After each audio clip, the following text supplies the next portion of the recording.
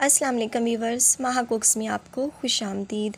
Viewers, जो sweet lovers हैं वो हाज़िर हो जाएं क्योंकि आज हम बना रहे हैं बहुत ही ज़बरदस्त किस्म की मिठाई।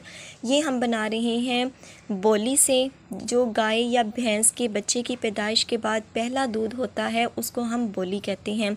तो इसको हम गाय या काओ फर्स्ट मिल्क भी कहते हैं। तो इसका जो दूध होता है उससे हम इसको तैयार करेंगे। बहुत ही मज़े की बनके होती है तैयार।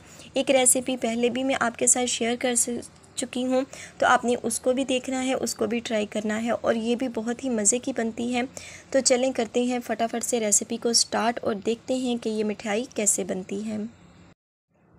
बिस्मिल्लाहिर्रहमानिर्रहीम। तो वीवर्स, ये है मेरे पास बोली। ये मैंने थोड़ी सी ली है और इसको अब मैं पका रही हूँ। हमने इसको मीडियम फ्लेम पर मुसलसल चम्मच को चलाते हुए, जिस तरह हम खोया तैयार करते हैं, इसी तरह हमने इसका जो दूध है उसको ड्राई कर लेना है। चम्मच आपने रोकना नहीं है क्योंकि ये फ़र्स्ट मिल्क की है, तो इसलिए ये बहुत ज़्यादा हार्ड है, तो ये नीचे लगने का ख़दशा है। तो वीवर्स, ये देखें 2 मिनट के बाद ही ये इस कंडीशन में आ चुकी है, थिक होना शुरू हो चुकी है। तो अभी हम इसको मज़ीद पकाएंगे और ये देखें इसने अपना पानी छोड़ दिया है। तो आप ये देख रहे हैं कि ये गुठलियाँ बननी शुरू हो चुकी हैं और पानी जो है वो अलहदा हो चुका है।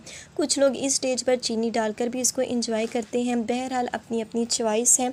तो वीवर्स, ये देखें हमने इसका पानी सारा ड्राई कर लिया है। अब ये हमारे पास तैयार है। तो वीवर्स, मैंने इस तरह एक जाली ले ली है, जो भी आपके पास अवेलेबल हो, और उसके ऊपर ये जो मैंने ड्राई शुदा बोली है वो हमने डाल देनी है और इसको हमने छानना है। अगर आपके पास जो जाली है बारीक है तो वो बारीक दाना बनेगा, अगर मोटी है तो मोटा दाना बनेगा, जो दिखने में तो बहुत ज़बरदस्त लगेगा, लेकिन अगर बारीक दाना आप बनाएंगे तो वो खाने में बहुत मज़े का लगेगा। तो इस तरह हमने इसकी जो दाना है वो इस तरह तैयार कर लेना है। ये बहुत ज़रूरी स्टेप है। तो ये हमारे पास तैयार हो चुकी है। हमने ये ले लेनी है 1 कप। तो वीवर्स, यहाँ पर मैंने घी ले लिया है, जो कि है मेरे पास 1 कप से थोड़ा सा कम। तो आपने घी ही यूज़ करना है, ऑयल का यहाँ पर यूज़ नहीं करना। तो ऑयल हमारा हो चुका है अच्छी तरह से गर्म।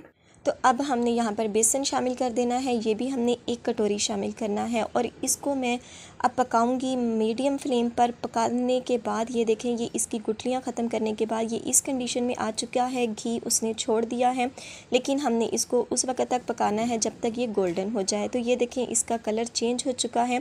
कलर चेंज करने के बाद अब जो हमारे पास बोली थी वो भी हमने 1 कप इसमें शामिल कर देनी है। तो वीवर्स, उसको भी हमने जस्ट 1 मिनट तक ही पकाना है। ये देखें इस तरह।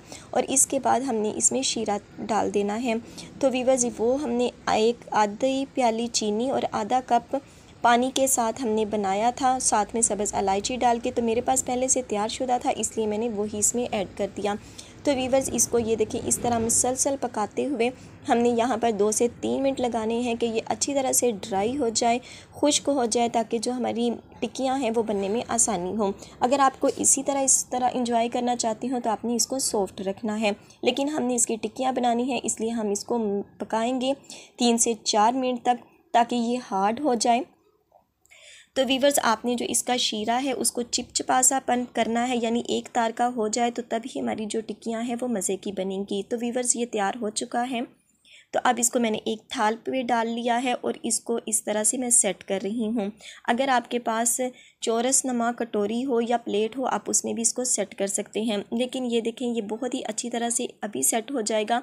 तो इसकी कटिंग कर रहे हैं वीवर्स तकरीबन आधे घंटे के बाद, और ये देखें ये बहुत ही अच्छी तरह से इसकी कटिंग हो गई है।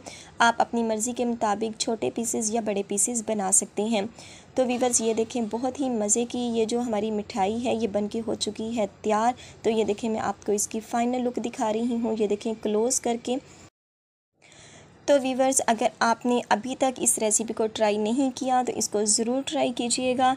इंशाल्लाह ये आपको ये रेसिपी बहुत ही पसंद आने वाली है। तो वीवर्स, उम्मीद है आपको आज की ये रेसिपी अच्छी लगी होगी।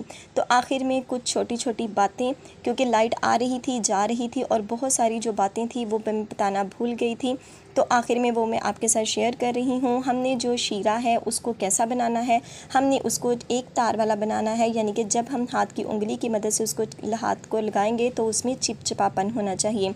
लेकिन हम उससे ज़्यादा हार्ड नहीं करेंगे, वरना ये जो हमारी टिक्कियाँ हैं वो बहुत सख्त बनेंगी। हमने इनको सख्त वाला नहीं बनाना, हमने इसको सॉफ्ट बनाना है, नरम बनाना है।